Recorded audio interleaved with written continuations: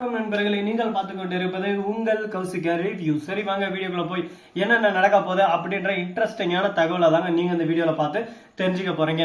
நம்ம ராஜேஸ்வரிக்கு போன் வந்துச்சு. என்ன ராஜே 50 லட்சத்தை ரெடி பண்ணியா இல்லையா, இல்ல எடுத்துட்டு வந்தியா இல்லையா, என்னதான் பண்ணிட்டு இருக்க, என்ன வேலை தான் செய்யற அப்படின்னு சொல்லிட்டு ஒரு பக்கம் நம்ம சுடர் இருக்காங்களா அவங்க வந்து போன் பண்றாங்க. உடனே ராஜுக்கு ஒரு பக்கம் பயம் தாங்க முடியல. ஹலோ ஹலோ, நான் எல்லாமே ரெடி பண்ணிட்டேன், நீ பொறுமையா இரு, பொறுமையா இருந்தாதான் காசு உங்ககிட்ட வரும். நீ தேவையில்லாம ஒரு பக்கம் வாயில வாய்ஸ் ஆடால் விடுற வேலையை கிட்ட வச்சுக்காத. உனக்கு தேவை காசு. உன் காசு 50 லட்சத்தை எட்டு வந்து உன் மூஞ்சில விட்டு இருக்கிறேன், வீடியோ நீ வாங்கிட்டு போயினு அப்படின்னு சொல்லிட்டு ஒரு பக்கம் சொல்ல, அந்த வீடியோக்காக தான் இது எல்லாமே அப்படின்னு சொல்லிட்டு மனசுக்குள்ள நினைச்சேன்னு பொறுமை பொறுமை பொறுமை போடா எருமை அப்படின்ற மாதிரிதான் ஒரு பக்கம் கோவம் வருதுங்க. சரி இருக்கட்டும் அப்படின்னு சொல்லிட்டு விட்டாலும் அதே சமயத்துல என்ன நடக்குது அப்படின்னு சொல்லிட்டு பாத்தீங்கன்னா கரெக்டா நம்ம ராஜேந்திரன் காசு எடுத்துட்டு அந்த பஸ் ஸ்டாண்டுக்கு போறாங்க. அந்த பஸ் ஸ்டாண்ட்ல கரெக்டா இந்த ரவுடிங்க எல்லாம் ஒரு பக்கம் சூழ்ந்து நின்று இருக்காங்க. அங்கங்க தெரியாத மாதிரி ஒரு பக்கம், ஏன்னா போலீஸ் இப்போ வந்து ரொம்ப ரவுண்ட்ஸ்ல இருக்காங்க. அதனால சரி அங்கங்க இருக்கணும். 50 லட்சத்தை எட்டுன்னு போனா இப்ப அப்படியே சும்மா பறக்கம் படை வந்து தூக்கின்னு போயிடாதா அப்படின்னு சொல்லிட்டு பாத்தீங்கன்னா நடக்கும் நடக்காமையும் இருக்கலாம். அதனால அதுக்கேற்ற மாதிரி சீரியல்னு வந்துட்டாவே எல்லாமே நடக்கும், எல்லாமே ஓடும் பறக்கும் அப்படின்ற விஷயத்த நம்ம புரிஞ்சுக்கணும். அதனால அதை புரிஞ்சு அறிஞ்சுக்கிட்டா நமக்கு பிரச்சனை இல்லை. என்னடா இது லாஜிக் இருக்குது எப்படி இது அப்படின்னு சொல்லிட்டு யோசிச்சுருந்தா நீ லைஃப் லாங் யோசிச்சுருந்தாங்க தலைவா. அதனால நீ எந்த ஒரு விஷயத்தையும் எப்பவுமே நிதானமா எடுத்துக்கிட்டா வாழ்க்கை சந்தோஷமா இருக்கா அப்படின்ற விஷயத்த நல்லா மனசுக்கு பதிய வச்சுக்கணும். சரி இந்த மாதிரி எல்லாம் ஒரு பக்கம் போயிட்டு இருந்தாலும் அதே சமயத்துல மறுபக்கம் என்ன நடக்குது அப்படின்னு சொல்லிட்டு பாத்தீங்கன்னா நம்ம ராஜேஸ்வரி அங்க எட்டு போயிட்டு பணத்தை நல்லபடியா கொடுத்துட்டு அந்த வீடியோ ஆதாரத்தையும் வாங்கிடுறாங்க. ஆனா இருந்தாலும் நம்ம தலைவி அப்படியே சுமார் சுடர் இருக்காங்களா அந்த வீடியோவை இன்னொரு காப்பி எடுத்து வச்சுன்னு இருக்காங்க. ஏன்னா ராஜே உனக்கு ஒரு டைம் ஆப் வைக்கிறதுக்கு இது போதும், இன்னொரு டைம் எனக்கு ஏதாவது பிரச்சனை வந்து இந்த பிரச்சனைல இருந்து என்னால தப்பிக்க முடியாது அப்படின்னு சொல்லிட்டு ஒரு நிலைமை இருந்துச்சுன்னா அடுத்த செகண்டே உனக்கு போன பண்ணுவேன். ராஜம்மா ராஜம்மா கண்கள் ராஜம்மா அப்படின்னு சொல்லிட்டு ராஜுக்கு போன் பண்ணி அவளுக்கு வெப்பாம் பாரு ஆப். அதுக்கப்புறம் அந்த ஆப்ல இருந்து அவ எழுந்திருக்க முடியாது அப்படின்னு சொல்லிட்டு பேசினிருக்காங்க. இதை கேட்டதும் என்ன பேசுறது ஏது பேசுறதுன்னு சொல்லிட்டு தெரியாம ஒரு பக்கம் திருவிழா காணாம போன மாதிரி முடிக்கிறாங்க. என்னடா இது, எந்த பக்கம் போனாலும் ஒரு பக்கம் குத்துதே கொடையுதுன்னா நம்ம என்ன பண்ண முடியும்? குத்துதே கொடையுதுன்னா குத்துதான் செய்யும், கொடையதான் செய்யும். அதனால போனதை விட்டுட்டு அடுத்து என்ன நடக்க போகுது அப்படின்ற விஷயத்தை பத்தி நம்ம யோசிச்சா நம்ம வாழ்க்கை ரொம்ப பிரைட்டா இருக்குங்க. சரி முடிஞ்சிச்சு, இதுக்கப்புறம் என்ன பண்ண போறோம் அப்படின்னு சொல்லிட்டு பாத்தீங்கன்னா கரெக்டா நம்ம தலைவன் அதாவது விஜய் இருக்கார்ல அவர் வந்து ஒரு பக்கம் போன் பண்றாரு. யாருக்குடா அப்படின்னு சொல்லிட்டு பாத்தீங்கன்னா சுடர் இருக்குதாங்க. ஆனா போன் ரீச் ஆகல. அவளே போன் பண்ணி என்னமா மல்லே பர்ஃபார்மன்ஸ் மேல பர்ஃபார்மன்ஸ் பண்ணி பெண்ணை பெடையில எடுக்கிற போல நீ காசை என்னன்னு கொடுத்துட்டா நான் எனக்கு எந்த பிரச்சனையும் இல்லை. அதை விட்டு ஒரு பக்கம் ஓன்னு ஒப்பாரி வைக்கிறா.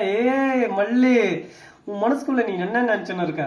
இதுதான் உனக்கு எண்டுன்னு நினைச்சுன்னுக்கிறியா? நான் இடத்துதான் வெண்பா உங்ககிட்ட கொடுத்துருவேன்னு நினைச்சுன்னுக்கிறியா? அடியே என் நீ விஜய் சேர விடாம ஒரு பக்கம் வெண்பாவை என்கிட்ட இருந்து பிரிச்சு எந்த அளவுக்கு ஒரு பக்கம் என்ன நோகடிச்சேன். உன்னை நான் சும்மா விட்டுருவனா? இல்ல என்னை பார்த்தா எனக்கு கேப் மாதிரி கேனப்பாயா முட்டாப்பாயா மாதிரி தெரியுதா?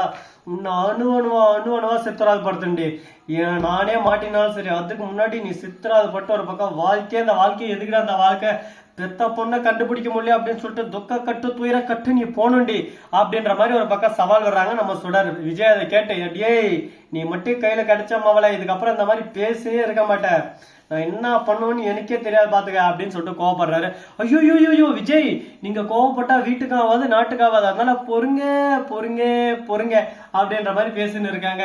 நீங்க என்னதான் பொறுத்தாலும் ஒரு பக்கம் பொறுக்கலாம் அதை பத்தி எனக்கு கவலை இல்லை. ஆனா நான் ஒரு டைம் முடிவு பண்ணிட்டேன்னா என் பேச்ச நானே கேட்க மாட்டேன் அப்படின்ற மாதிரி ஒரு பக்கம் டைலாக் எல்லாம் விட்டுன்னு இருக்காங்க. இதெல்லாம் எங்க போய் முடிய போகுது எதுல போய் முடிய போகுதுன்னு சொல்லிட்டு தெரியல. ஆனா சுவாரஸ்யம் நிறைந்துதான் ஒரு பக்கம் போயிட்டு இருக்கு. சரி இதுக்கப்புறம் என்ன நடக்க போகுது அப்படின்னு சொல்லிட்டு பாத்தீங்கன்னா கரெக்டா நம்ம விஜய் இருக்காருல்ல அவர் வந்து ஒரு பக்கம் அவனால என்ன முடியுமோ அது எல்லாமே ஒரு பக்கம் பண்ணிட்டாரு, சொல்லியும் காட்டிட்டாரு. இதுக்கப்புறம் இதை நம்ம இப்படியே விட முடியாது, இதுக்கப்புறம் மேலும் இதுக்கு இப்படி இல்லாம இன்னும் கொஞ்சம் டெவலப் பண்ணி கொண்டு போகணும். அப்பதான் நம்ம ஏதோ ஒன்று சாதிக்க முடியும். அதை விட்டுட்டு ஐயோ இப்படியே போயிடுச்சு, ஐயோ அப்படி நடந்துச்சு அப்படின்னு சொல்லிட்டு புலம்புறதுனால ஒன்றும் நடக்க போறதுங்க. அந்த விஷயத்த நம்ம நல்லா கூர்மையா காதல வாங்கிக்கணும். சரி முடிஞ்சிச்சு, இதுக்கப்புறம் என்ன பண்ண போறாங்க அப்படின்னு சொல்லிட்டு பாத்தீங்கன்னா கரெக்டா நம்ம விஜய் இருக்காரு. அவர் வந்து தேடல் ஒரு பக்கம் அதிகமாகுது. எங்க தேடினாலும் ஒரு பக்கம் நம்ம மல்லி கிடைக்கவே இல்லைங்க. மல்லி அப்படின்னு சொல்லிட்டு மல்லியை தேட ஆரம்பிச்சிட்டாங்க. எதனால அப்படின்னு சொல்லிட்டு பாத்தீங்கன்னா வெண்பா கண்டுபிடிச்சிருவாங்க, வெயிட் பண்ணுன்னு சொன்னாக்கன்னா ஒரு பக்கம் இல்ல நான் நம்ப மாட்டேன், எனக்கு என் வெண்பா வேணும், என் வெண்பாவை நான் தேடி கண்டுபிடிச்சா திரும்ப என் வெண்பா தான் என்னோட உசுறு, அவ இல்லாம என்னால இருக்க முடியாது, என் பொண்ணு இல்லாம என்னால இந்த வீட்டுல இருக்கவே முடியாது. எல்லாரும் ஆளுங்க ஒரு பக்கம் தேடின்னு இருக்காங்க. ஆனா நான் வீட்டுல உட்காந்து இருக்கேன், பெத்த தாய் மாதிரியே இருக்கேன், அப்படி இப்படின்னு சொல்லிட்டு ஒரு பக்கம் அழுந்துகிட்டு புலம்பிக்கிட்டு வெண்பா நடு ராத்திரி 2 மணிக்கு கிளம்பிட்டாங்க. நம்ம மல்லியை தேடி தேடி தேடி விஜய் ஒரு பக்கம் அலைஞ்சு போயிட்டார். திடீர்னு ரோட்ல கார்ல போயிட்டு போது வெண்பா அண்ணன் ஓடி வராங்க. வெண்பா அப்படியே தல்வா துண்டு மாதிரி தூக்கிட்டு அம்மா வெண்பா எங்க இருந்துன்னு சொல்லிட்டு கேட்க, இந்த மாதிரி அந்த சுடர் இருக்கிறாங்களோ அவங்க தூங்கிட்டாங்க, அந்த சமயத்துல நான் தப்பிச்சு ஓடியான்ட்டேன் அப்படின்னு சொல்லிட்டு சொல்றாங்க. ஐயோ என் வெண்பா என் தங்கமே, உனக்கு எதனா ஒண்ணு ஆயிடுச்சா தாங்கி இருக்கவே மாட்டேன், எப்படியோ ஒண்ணு தப்பிச்சு வந்துட்டல, அது போதும், என் மனசு இப்பதான் ஒரு பக்கம் நிதானமா சந்தோஷமா இருக்கு அப்படின்னு சொல்லிட்டு ஒரு பக்கம் மல்லி சொல்றாங்க. அதை பார்க்கும்போது நமக்கே ஒரு பக்கம் ஆனந்தம் ஆனந்தம் பாடும் மனமாசை ஊஞ்சலிலாடும் அந்த மாதிரி சந்தோஷமா தாங்க இருக்கு. இந்த சந்தோஷம் இனிமே நீடிக்குமா நீடிக்காதா, இன்னும் என்னென்ன விஷயங்கள்லாம் கொண்டு வர போறாங்க அப்படின்ற நிறைய தகவல்கள் தரும் விஷயங்கள் காத்துன்னு தாங்க இருக்கு. பார்ப்போம், இன்னும் நிறைய விஷயங்கள்லாம் ஒரு பக்கம் 1 by 1 நம்ம அப்டேட் கொடுத்துனே தான் இருப்போம். நம்ம அப்டேட் ஒரு பக்கம் ஷார்ப்பா இருக்கும், அப்படியே சும்மா கோட்டை கிழிச்சா கூட இந்த இடத்துல அப்படியே சும்மா ஷார்ப்பா வரும். அந்த மாதிரி ஒரு பக்கம் அப்டேட் மேல அப்டேட் நம்ம கொடுத்துக்கிட்டே இருப்போம். என்ன நடக்க போகுது, ஏது நடக்க போகுது, நம்ம வெண்பா கிடைச்சாங்களா இல்லையா அப்படின்ற சுவாரஸ்யம் நிறைந்த விஷயங்களை தான் நீங்க இந்த வீடியோல பார்த்து தெரிஞ்சுக்க போறீங்க. ஸோ நண்பர்களே, இந்த வீடியோ பிடிச்சிருந்தா லைக் பண்ணுங்க, கமெண்ட் பண்ணுங்க, ஷேர் பண்ணுங்க, டிங் டிங் பெல்ல தட்டி விட்டு போங்க. அப்பதான் நான் போற அடுத்த வீடியோ உங்களுக்கு உடனே நோட்டிபிகேஷன்ல வந்து கொண்டே இருக்கும். மிக்க நன்றி. தேங்க்ஸ் ஃபார் வாட்சிங். Tata, see you. நன்றி, வணக்கம். முந்த நம்பருக்கு தருகிறேன்.